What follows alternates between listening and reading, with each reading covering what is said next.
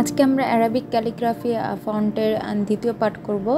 Hello everyone, আসসালামু আলাইকুম। আমি রাবেয়া, আপনাদের সকলকে স্বাগতম আমার এই ছোট্ট চ্যানেলে। তো চলুন শুরু করা যাক। পার্ট যারা দেখেনি তাদের আমি বলবো ফার্স্ট পার্ট দেখে তারপর দ্বিতীয় পার্ট। ফার্স্ট পার্টে ধা পর্যন্ত লেখা হয়েছিল আমাদের, তো আজকে তারপরের যেই ফন্টগুলো হবে তার থেকে শুরু করব। তো ঝার পরে হচ্ছে আমরা সিন লিখব। তো সিন থেকে শুরু করব। সিন আর শিন একই রকম, নুক্তার জন্য হচ্ছে দুইটা পার্থক্য। তারপর আমরা হচ্ছে সোয়াদ লিখব। সোয়াদ আর দোয়াদ একই রকম, সোয়াদের মাথা আর তর মাথা একই রকম। সোয়াদের মাথাটা একটু গোল হবে আর তর মাথাটা একটু গোল গোল না হয় একটু চাপা হবে। আইন লিখব। আইনের যেই মাথা সেটা একটু খেয়াল করে আমি বলবো যে আপনারা দেখেন, তাহলে আপনাদের জন্য সহজ হয়ে যাবে। ফা কফ ওয়াও মাথা সম্পূর্ণ একই রকম, শুধুমাত্র হচ্ছে মাঝখানে যেই জায়গাটা সেটা একটু তফাৎ। ফায়ের যে দূরত্ব থাকে মাথা থেকে মাঝখানে যে খালি প্যাডটা থাকে ফায়ের, সেটা হচ্ছে একটু বেশি কফের তুলনায়। আর কফ একটু গোলের মতো থাকে, সেটা আমরা সকলেই জানি, দেখেছি।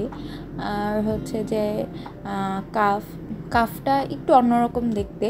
কাফ যেমন হবে, কাফ সাধারণত যেমন আমরা দেখে থাকি, আমি চেয়েছি একটু ডিফারেন্টভাবে আপনাদের সাথে শেয়ার করার জন্য, তাই একটু অন্যরকমভাবে কাফটা করলাম।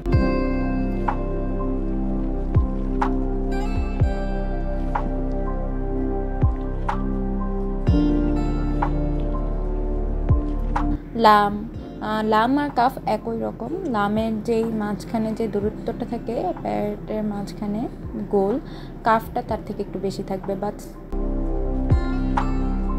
আশা করি আপনারা সম্পূর্ণ ভিডিওটা দেখলে বুঝতে পারবেন।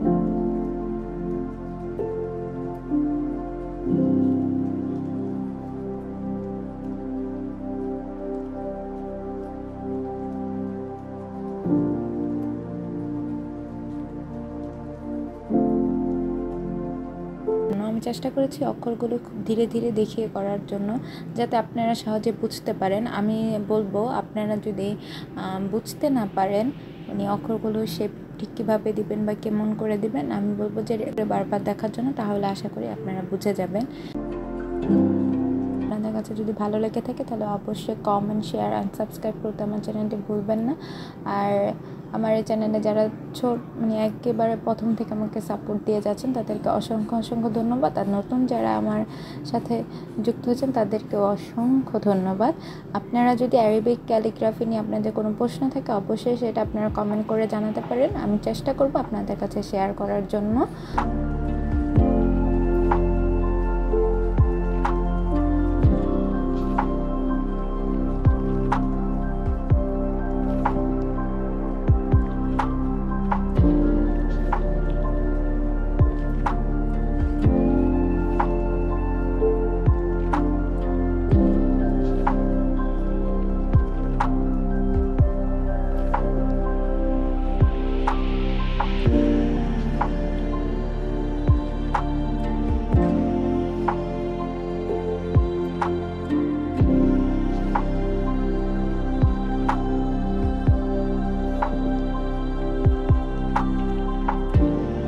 ক্যানভাসে কাজ করা হয় বা অন্য কোথাও যখন কাজ করব আমি অবশ্যই আপনাদের সাথে তা শেয়ার করব।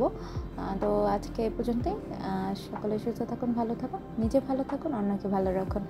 আল্লাহ হাফেজ।